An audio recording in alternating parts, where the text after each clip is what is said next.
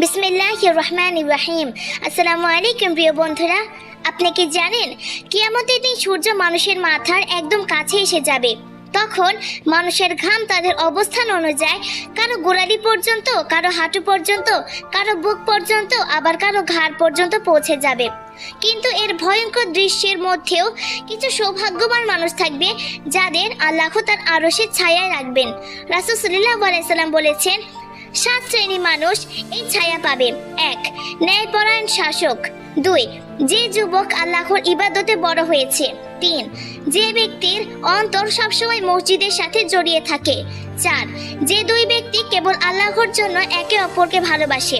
5. যে মানুষ গোপনে দান করে, এমনকি তার বাঁ হাত জানে না ডান হাত কত খরচ করেছে। 6. যে সুন্দরী নারী ডাকে বলে, আমি আল্লাহকে ভয় করি। 7. যে একান্তে আল্লাহকে স্মরণ করে এবং চোখ ভিজিয়ে ফেলে। বন্ধুরা, কিয়ামতের সেই ভয়াবহ দিনে আল্লাহর আরশের ছায়াই হবে সবচেয়ে বড় নিরাপদ আশ্রয়। চলুন তাই আমরা সবসময় আল্লাহর ইবাদত করি এবং ভালো কাজ করি। আসসালামু আলাইকুম ওয়া রাহমাতুল্লাহ।